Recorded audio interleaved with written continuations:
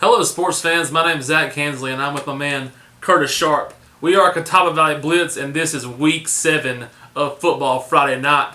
We have some great matchups coming up that we're going to talk about, but first, we're going to run down the list of all the games you can expect to see in the Catawba Valley area this week. We're going to talk about the Northwestern 3A 4A Conference to start with. The game we're going to be talking about is Hickory taking on Freedom. And if you haven't seen Freedom running back B.J. Emmons, he's for real. Over 250 yards rushing and the Patriots' 47-19 win. Freedom looks to stay on top in the Northwestern 3A 4A Conference. Hickory looks for its third win overall, coming off a 46-7 win over Patton. The other game we're going to talk about is Patton and South Caldwell. Patton looks to bounce back after a 46-7 loss last week to Hickory. South Caldwell looks to keep things going this weekend as they enter into Northwestern 3A 4A Conference play. Bandy's and West Caldwell is the other game we're going to talk about, and that's the game that me and Zach are going to preview. Now, last year, Bandy's nearly got upset by West Caldwell. This should be a very entertaining game considering West Caldwell put up 50 points last weekend against Newton Conover. Zach, your overall expectations of this game between Bandy's and West Caldwell, this could be a very entertaining game. Well, like you said last year, Curtis, West Caldwell almost pulled over an upset on Bandy's. A lot of times, West Caldwell gets written off the schedule as an easy win, but last week putting up 50 points against the mighty Red Devils makes a pretty big statement in this conference. I don't think that they'll be able to beat Bandy's this upcoming Friday, but I think it should be a very interesting game, Curtis. No longer the West Caldwell of old, they are now a much improved West Caldwell football team. Fritchie Ford travels to Boone to take on Watauga. Ford's licking its wounds after a 47-19 loss to Freedom last weekend, which they could not stop running back B.J. Emmons. We're also going to talk about Bunker Hill and West Lincoln. The Bears are still looking for their first win, coming off a 48-26 loss to Maiden last weekend. The other two games we're going to talk about in the Southern District 7 Conference are the big games. We're talking about the Battle of the Pitchfork, Maiden and Newton Conover, two schools separated by only 8 miles of Business 321. Zach, I didn't go to either Maiden or Newton Conover, but I have been a part of the rivalry, but you were a part of it because you played in this rivalry game. Talk about what it means to you and what it means to both the Maiden and Newton Conover communities. Well, if you know anything about this area, Curtis, this rivalry is huge. These two schools do not like each other by any stretch of the imagination.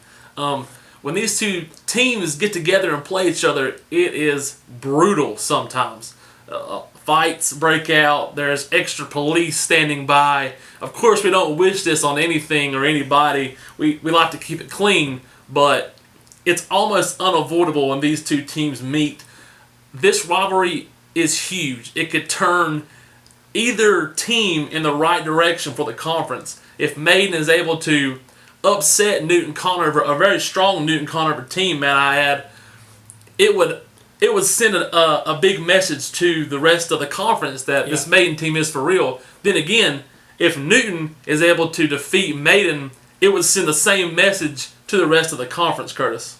Well, Newton Conover has lost 3 of the last 4 last year.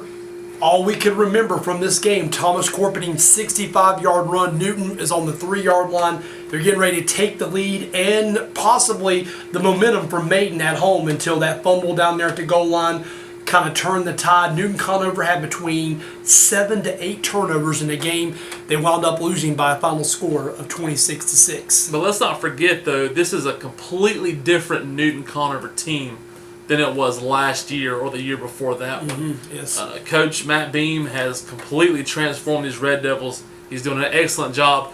Tying Freedom 13-13, That was pretty impressive, big, yes. a pretty big statement. Yeah. Then again, you go back to Maiden, and they've been putting up fights in their games too. They defeated Bunker Hill, tough game there at Maiden. But like I said in my previous statement, traveling to Gurley Stadium to play the Newton Conover Red Devils is a totally different atmosphere than anything else. Well, I talked to a parent last week who said that the players are ready for this game. They have been ready for this game for a very long time. The Red Devils have revenge on their minds. The Blue Devils have the streak on their minds. They want to make it 4 in a row. And as we know, in the next couple of years, this rivalry series could very well turn. The other game we're going to talk about is East Lincoln and Lincolnton. Now, Lincolnton actually played very competitively with East Lincoln last year. Could be an entertaining game, but then again, I thought last week's game would be entertaining. Zach, can East Lincoln blow Lincolnton out, or can the Wolves make a game out of it, maybe even pull the upset this week? I would almost say if East Lincoln was going to Lincolnton, it would be in Lincolnton's favor. If you've never played at Lincolnton, that's a tough place to play. That's a tough place to play. But the game will be at East Lincoln. I think the Mustangs are going to pull out the win against the Wolves on this one.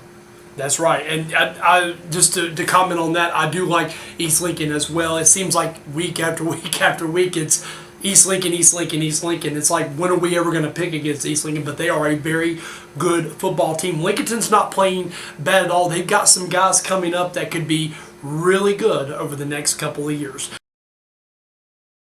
Now we're going to talk about our feature game. We're going to talk a little bit more about the Maiden and Newton Conover football game this weekend. This game features an unbeaten Newton Conover team looking to go 5-0, and a Maiden team looking to show that they are in fact for real. A win will put the Blue Devils at 5-1 overall. Newton Conover could go to 5-0-1 overall if they come away with the win. Zach, just to add a little tidbit, one of the most exciting games I saw in this rivalry when I first moved here in 2000 was up here at Gurley Stadium in the rain.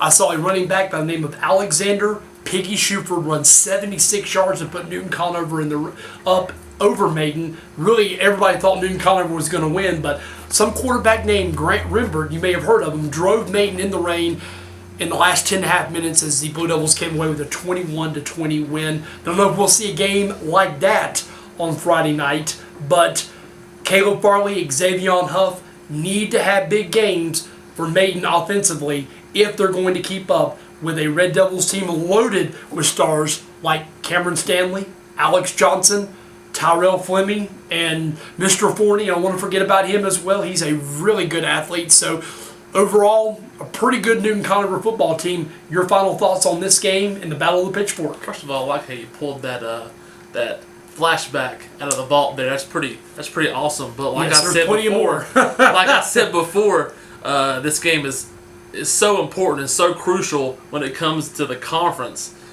If you're playing on either side of the ball, if you're playing for Newton, if you're playing for Maiden, you bring your A game for this game. You don't leave anything else. You leave it all on the field, and you just let your team play. You got to have heart. You got to have brotherhood for this stuff, and we'll see what happens. My end prediction, though, it's at Gurley Stadium. I think the Newton Conover don't shun me for this. I'm not shunning you for it. I didn't go to either one, so. But I honestly believe, in a professional manner, that Newton Conover might have the advantage when it comes to Maiden. I will be sitting on the Maiden side and cheering like no other.